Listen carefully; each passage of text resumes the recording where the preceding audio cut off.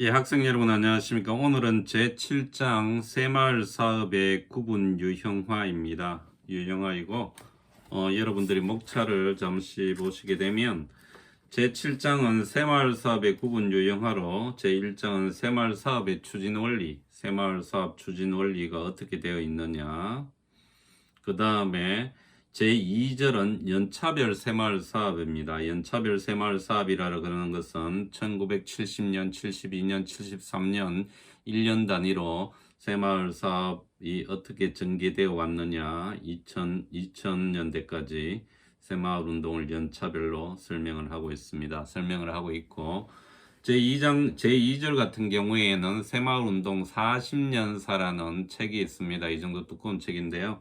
여기에서 제가 발췌를 하고, 그리고 각 연도별로 1970년대는 새마을운동 관련 계획이 수립이 되었습니다.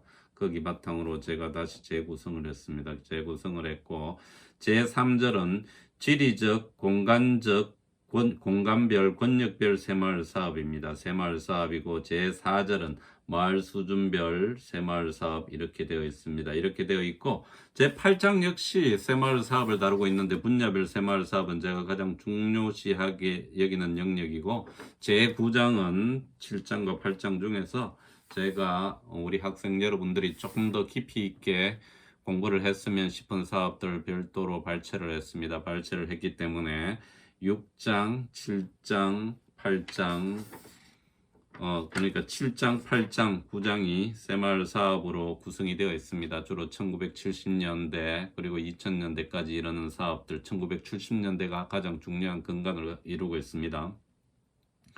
그 다음에 제4부로 넘어갑니다. 제10장은 새마을 사업, 새마을 운동의 응용입니다. 응용이라 그러는 것은 새마을 개발의 이론적 논제가 무엇인지 보고 새마을학이 어떤 것인지 살펴보고 새마을 이론을 통해서 지금 2010년대 어떤 식으로 국제사회에 전개할 수 있느냐, 응용을 할 수 있느냐 이렇게 4부로 넘어가게 됩니다. 넘어가게 되고 오늘은 우선 216페이지 제7장 새마을 사업의 구분 유형화에 대해서 설명을 하도록 하겠습니다. 먼저 설명에 앞서서 제7장 새마을 사업의 구분 유형화 같은 경우에는 제가 새마을 개발론을 강의하면서 매년 이 부분을 계속 업데이트하고 있는 부분입니다. 그게 무슨 말인가 하면 새마을 사업을 구분하고 유형화하는 방법에는 여러 가지 방법이 있을 수 있습니다. 방법이 있을 수 있기 때문에 다양한 측면에서 새마을 사업을 해석을 하고 또 제가 매년 해마다 여기에 대해서 또 깊이 있게 공부를 하고 논문을 쓰면서 보강되는 부분을 넣고 그러기 때문에 제 7장 같은 경우에는 제가 가장 신경을 써서 업데이트를 하고 있는 부분입니다. 자, 이렇게 보십시오. 새마을 사업은 다양한 사업들이 있습니다. 가장 크게 이제 분야별로 나눌 수 있죠. 어떻게 정신개발, 소득 증대, 환경 개선 이렇게 나눌 수 있습니다. 정신개발은 주로 교육적인 측면이고 소득 증대는 주로 농어촌의 소득 증대를 하기 위한 어떤 사업들, 그리고 환경 개선 사업은 뭡니까? 그죠? 주거 환경을 개선하고 마을 환경을 개선하는 그런 사업들입니다. 자, 보십시오.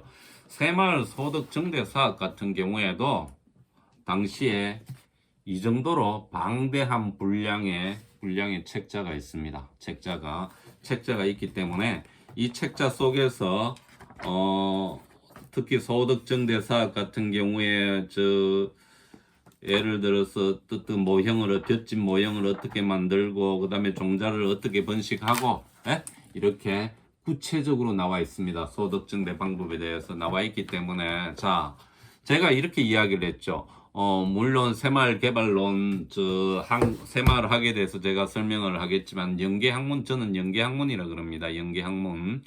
우리가 이러한 소득 증대의 방법을 최신화된 영농기법, 낙농기법, 그리고 이제 수산기법을 응용한다 그러면, 보다 2020년 이후에는 새마을 사업을 응용하는 단계에서 실질적이고 또 최신화된 교재를 만들 수 있고 또 사업을 할 수 있다. 그렇기 때문에 각 분야의 전문가들의 참여가 상당히 필요로 한 시점이다. 저는 이렇게 주장을 하고 있습니다. 주장을 하고 있고, 이 책뿐만이 아닙니다. 새마을 운동 길잡이 해가지고 뭐 환경 개선 분야, 소득 증대 분야, 총 분야를 망라해서도 또 이런 책자들이 있습니다. 여기 이제 보면 색표가 보이죠? 제가 교재를 만들기 위해서 정리를 했던 이제 부분들입니다. 부분들이기 때문에 여러분들은 제2 새마을 개발론에 그 당시 있었던 이런 수십 건의 교재들이 녹아 들어가 있다. 이 사업 분야에서만 해도 그렇게 이해를 하시고 공부를 한다 그러면 보다 어떤 실증적인 자료에 의해서 이 교재가 구성되어 있기 때문에 여러분들한테도 새마을 사업을 이해하는 데 많은 도움이 될 수 있다. 저는 그렇게 판단을 합니다. 자, 보십시오. 교재 설명을 하겠습니다. 자, 216페이지 새마을 사업의 대상입니다. 원론적 의미에서 새마을 사업은 원론적인 의미입니다. 새마을 운동에 투입되는 자원을 합리적으로 조직하며 성과를 극대화하기 위한 수단과 방법의 영역이라 할 수 있다. 따라서 새마을 사업은 목표 달성하기 위한 구체적인 방법론을 모색하는 것이다. 이렇게 되어 있죠. 궁극적으로는 이렇게 씁니다. 모든 이제 그 당시에 농촌마을, 어촌마을이 있습니다. 그 마을의 근본적인 문제를 해결한다. 그죠? 문제 해결을 하기 위해서 그 수단으로 새마을 사업을 선택을 하는 겁니다. 그렇게 되어 있죠. 1970년대의 새마을 사업은 농촌의 재반 문제를 해결을 위한 사업으로 초기에는 뭡니까? 예? 국민 생활 태도를 개선하고 의식 개혁을 하고 생활 환경 개선을 하고 이렇게 이제 소득 정도로 점차 나아갔다. 이렇게 되어 있습니다. 자, 표 7-1을 보십시오. 제가 누누이 이 부분을 설명을 했던 부분입니다. 농촌의 문제와 사업 방향 설정입니다. 자, 그 당시 농민은 후진적인 의식을 가지고 있었고 농촌은 낙후된 환경이었고 농업은 저생산 성을 띠고 있었다. 그렇기 때문에 이 사업 방향 자체가 정신적인 측면, 그 다음에 사회 문화적인 측면, 경제적인 측면으로 집중이 될 수밖에 없었고 사업 분야 또한 정신개발, 교육 부분, 그 다음에 생활환경 개선 부분, 정상과 소득 증대 부분으로 이어졌다. 이 표 7-1만 여러분들이 이해한다 그러면 새마을 사업이 어떻게 해서 어떤 문제로 해서 어떤 측면에서 실시되었는지 쉽게 이해할 수 있으리라 판단이 됩니다. 자, 보십시오. 제가 왜 새마을 사업의 구분 및 유형화를 이렇게 세부적으로 했는가 하면요. 그 이유가 나옵니다. 대다수의 연구자들은 지리적, 공간적 범주에서만 새마을 사업을 한정해서 평가하는 경우가 많다. 이렇게 되어 있습니다. 이게 무슨 말인가 하면 새마을 사업을 분류함에 있어서 기준 자체가 명확하지 않고 지리적인 범위 자체도 명확하지 않고 그렇기 때문에 여러 가지 방법 자체가 혼용이 되어 왔다는 겁니다. 혼용이 되어 왔기 때문에 저는 거기에 이제 좀 문제의식을 가지고 이렇게 새마을 사업을 구분하고 유형화했습니다. 이 부분이 논문으로도 나와 있습니다. 한 2편 정도가 나와 있는데요. 새마을 사업을 제가 다루었던 논문들이 거기 보면 조금 더 자세히 나올 수 있습니다. 기회가 된다 그러면 여러분들이 이제 기말고사 하기 전에 또 논문 한 편을 읽고 과제를 하는 그런 과정을 거치도록 하겠습니다. 주로 새마을 사업의 내용들이 될 겁니다. 그게 공장 새마을 운동이 되었던 또 다른 어떤 새마을 사업을 하던 2-3개의 논문을 올려서 여러분들이 원하는 논문을 읽고 또 요약하고 여러분들의 의견을 개진하고 제가 피드백하는 시간을 11월 중에 갖도록 하겠습니다. 갖도록 할 테니까 여러분들 특히 제가 저번 시간에도 누누이 이야기를 했는데요. 이게 비대면 강의다 보니 보고 그리고 출석 자체가 제대로 체크가 되지 않습니다. 되지 않기 때문에 저는 그렇게 판단합니다. 제 수업 50여 명의 학생이 듣고 있지만 일부 학생들은 동영상 강의를 스킵하는 경우가 있다. 제가 피드백 되는 경우만 봐도 과제를 봐도 그런 부분들이 쉽게 나타나기 때문에 제가 2번 다시 여러분들한테 당부를 합니다. 당부를 한다 그러는 것은 여러분들이 주어진 강의를 충실히 듣지 않고 과제를 수행한다든지 또 어떤 평가를 여러분들이 원하는 걸 바란다 그러면 그건 상당히 잘못된 부분입니다. 저 또한 그런 부분은 명확하게 기준을 적용하기 때문에 가급적 여러분들이 제 강의를 듣고 교재를 이해하고 또 이해 안 되는 부분은 다시 강의를 듣고 또 교재를 보고 그래도 안 되면 저한테 이메일이라도 보내주게 되면 제가 개인적이라도 그런 부분은 설명을 할 수 있도록 하겠습니다. 저 왜 그런가 하면요. 제가 이 강의 시간에 두 번째 이야기하는 부분인데요. 제가 새마을국제개발학과 주로 3학년, 4학년 전공 강의를 하면서 제가 5년차 강의를 하고 있습니다. 강의를 하고 있으면서 1호 학번부터 뭐 그 이전의 학번도 제가 강의를 했었는데요. 이런 부분입니다. 특히 뭐 1호 학번 이전에는 여러분들이 지역및복지 행정학과로 들어왔기 때문에 이 전공 부분에서 어떤 긴밀한 연대감이 없을 수는 있지만 1호 학번 이후는 이 전공을 선택해서 본인이 들어왔는 학생들입니다. 학생들이라 그러면 적어도 본인이 새마을국제개발학과 학생이라 그러면 새마을운동, 새마을개발에 대해서는 자기 나름대로 논리를 갖추고 있어야 됩니다. 그게 ODA도 마찬가지고 국제개발협력도 마찬가지입니다. 그래야지 여러분들이 또 뭐라 그래야 되죠? 여러분들이 사회생활을 하게 되면 전공이 바로바로 연결되는가? 그것은 절대 아닙니다. 그게 무슨 말인가 하면 학생들마다 이 전공이 연결되고 직업과 연결되는 부분이 시차가 생길 수가 있습니다. 1년 뒤에 바로 전공하고 연결되는 영역에서 이제 일을 하는 학생이 있을 수도 있고 그게 5년 뒤에 10년 뒤에도 이런 부분이 이루어질 수 있습니다. 이루어질 수 있기 때문에 여러분들이 학부 시간 대학교 생활에서 특히 이 전공 영역만큼은 좀 관심을 가지고 공부를 해줬으면 좋겠다. 그런 차원에서 저는 이제껏 자신 있게 이야기할 수 있습니다. 학부 학생들 중에서 이 전공 분야에 좀 올인한다. 그죠? 일정 부분 본인이 그런 학생들을 제대로 보지를 못했습니다. 그런 부분이 상당히 아쉽습니다. 아쉽기 때문에 물론 그런 부분들이 여러 가지 문제가 있을 수 있죠. 여러분들의 현실적인 취업 문제라든지 또 뭐 남학생 같은 경우 이제 군 문제라든지 이런 부분 때문에 긴밀하게 이제 전공이 연계되지 않을 수도 있는데 제가 동영상 강의 시간을 통해서 다시 한번 여러분들한테 말씀드리고 싶은 거는 적어도 한 학년에 한두 명 학생 정도는 학문적인 영역에서 조금 올인할 수 있는 학생이 나와주면 좋겠다. 그게 여러분을 위해서도 여러분들의 후배를 위해서 영남대학교를 위해서도 한국을 위해서도 바람직한 방향이다. 그렇게 저는 생각합니다. 자, 217페이지 새마을 사업의 추진 원리입니다. 이제 간단합니다. 제가 표 7-2도 이게 제가 논문으로도 발표를 했는데요. 추진 원리는 간단합니다. 자, 할 수 있다. 박정희 대통령이 새마을 지도자 우리는 이 새마을 사업을 새마을 운동을 할 수 있다. 하면 된다. 하니까 된다는 거죠.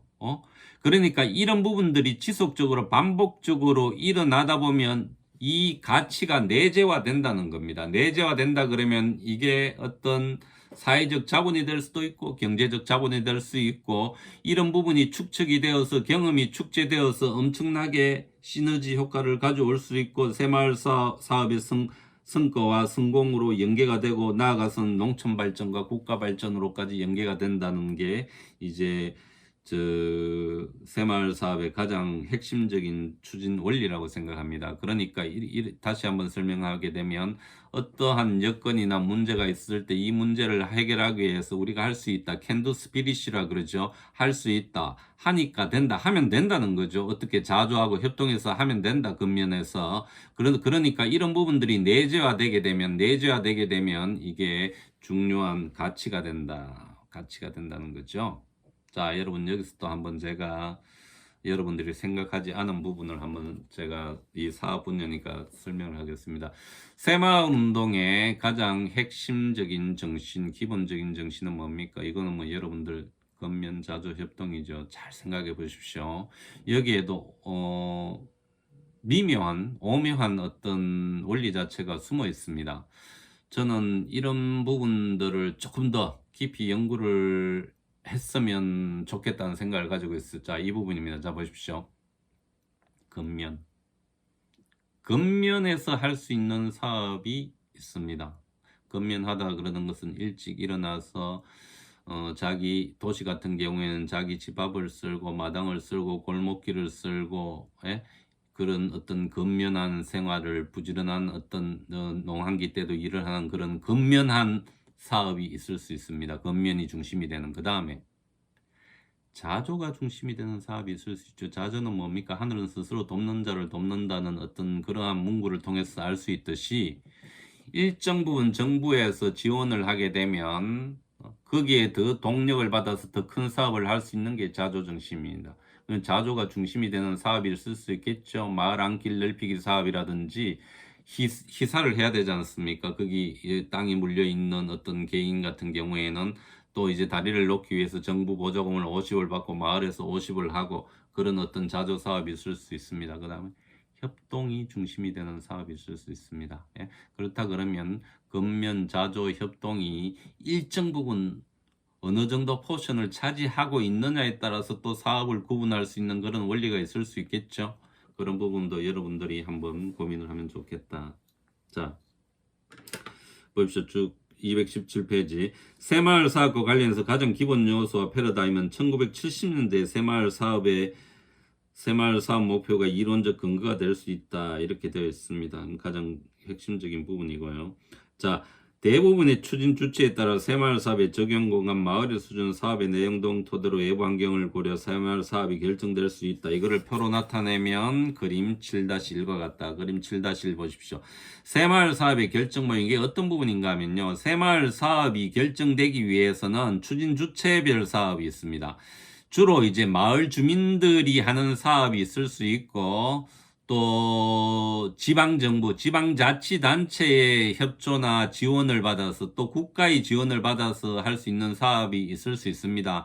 그런데 액트라 그럽니다. 가장 핵심적인 액트는 마을 주민이기 때문에 여러분들이 뭐 일반적으로 이야기하는 새마을이 관주도냐 민주도냐 이런 부분은 이념적인 어떤 잣대를 들이대기 위해서 구분하는 그런 개념입니다. 여러분들이 새마을 사업을 조금만 이해를 한다 그러면 제가 그 저번 시간에도 여러분들 그 노인표를 보여줬지 않습니까? 모든 새마을 사업은 마을총회에 의해서 이제 결정이 됩니다. 결정이 되고 마을 주민에 의해서 추진이 됩니다. 단지 국가가 추진하는 어떤 권역별 사업이 있을 수 있고 또 지방자치단체에서 지원하는 마을과 마을 간의 사업 같은 경우에는 어떻게 보면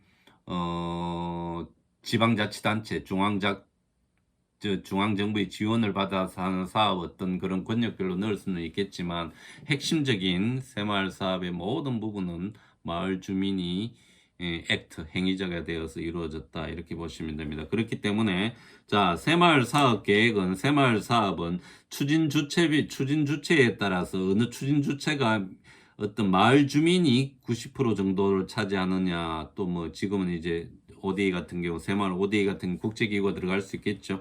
그 다음에 그 마을이 농촌이냐 어촌이냐 뭐 산촌이냐에 따라서 또 그 마을이 수준별로 기초마을이냐 자립마을이냐 자영마을이냐 복지마을이냐에 따라서 달라질 수 있다는 겁니다. 달라질 수 있고 그 다음에 이제 사업 분야도 어떻게 되느냐에 따라서 이렇게 사업 내용과 범위가 결정된다.